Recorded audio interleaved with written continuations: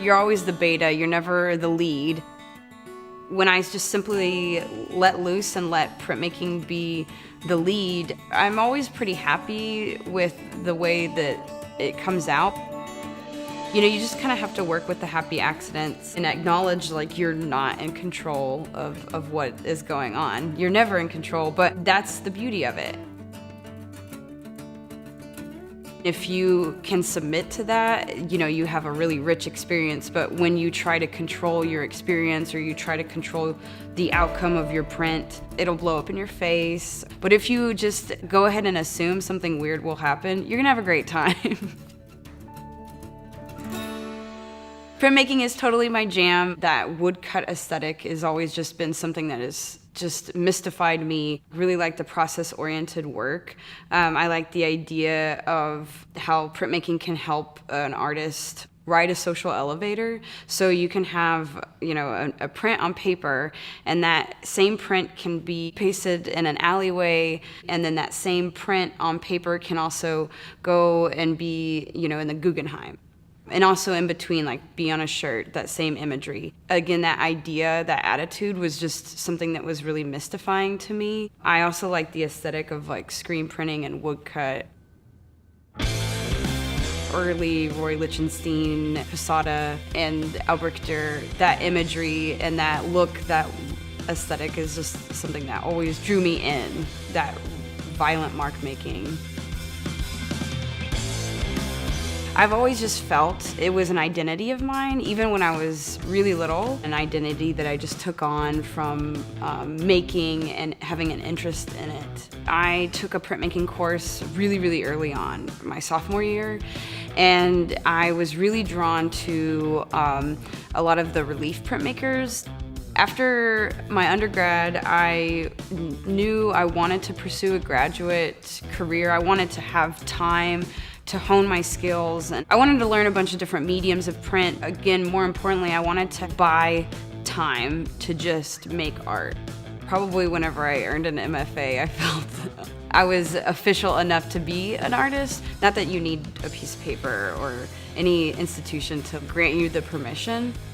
After graduate school, there was about a solid year where I worked for a print shop in Norman. It was a great experience. I noticed that the printmaking position was open here at ECU. I applied, and here I am.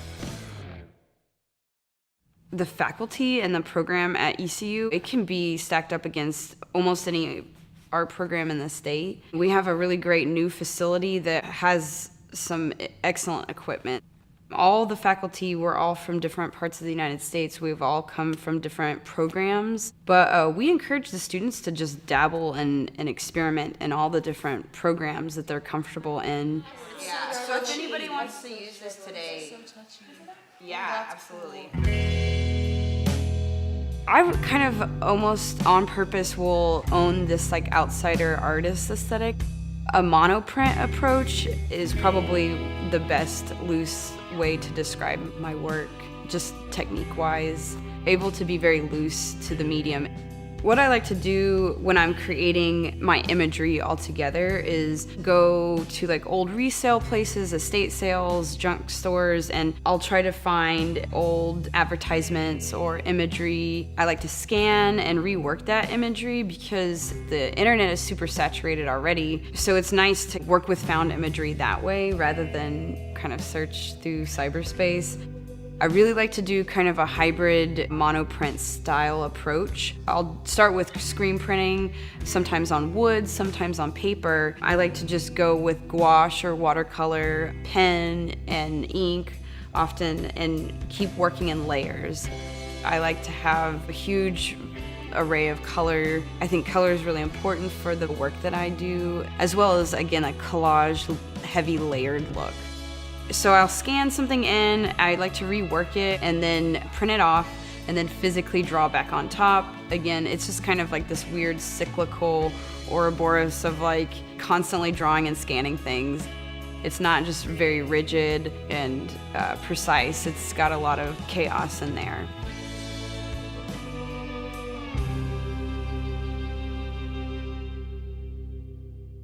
I've been experimenting a lot with panel. I feel like With the panel, it's almost sculptural, and it's really captivating to see screen printing on just direct wood. Within the paper too, there's a lot of other elements that you can do that you can't do with panel. Sometimes I'll sew back on top. Sometimes I'll drop the whole piece into a bath with some pigment to colorize the paper as well.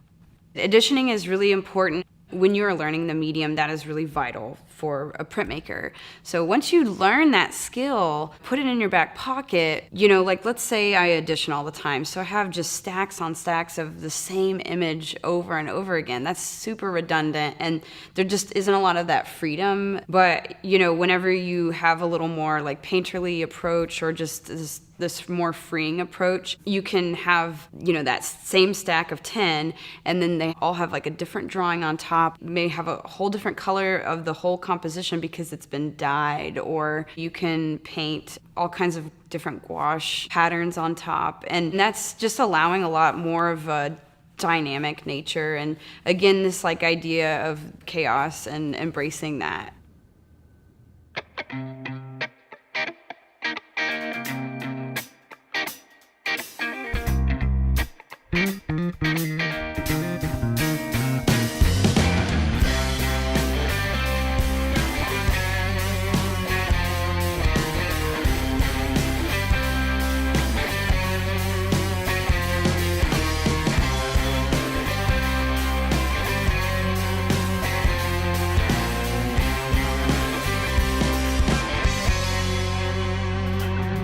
I really like to dabble within all the matrices of printmaking, mostly to keep me up to date on teaching, because a lot of times I'll have students that are doing all different types of printmaking, and I want to be able to be relevant and capable.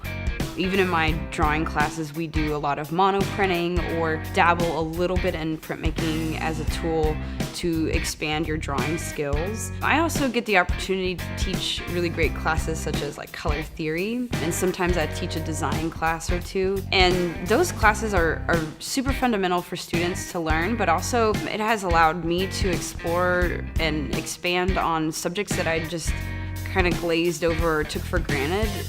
I know for the art faculty, we're always trying to challenge the students and get them to expand on concept, practice, and medium. For example, for my drawing class, I had a student who submitted a combination of video work and drawing. I definitely try to allow a lot of creative freedom within that, so the students can try to push a boundary, learn something new. This image may work really well as a screen print, or it may work really well as a sculpture. But again, it's up to them to experiment and to decide like what vehicle is the best medium for them.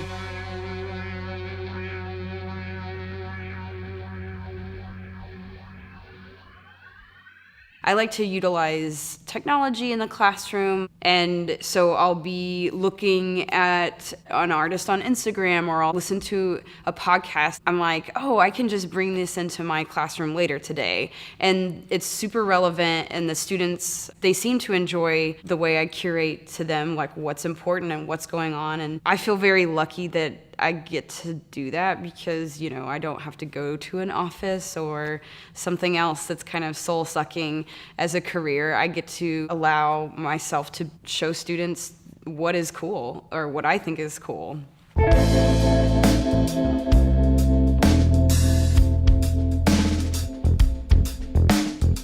There's just a huge community of printmakers throughout the United States, and specifically the Midwest. There's this idea of the Midwest Matrix. There's a lot of printmaking going on.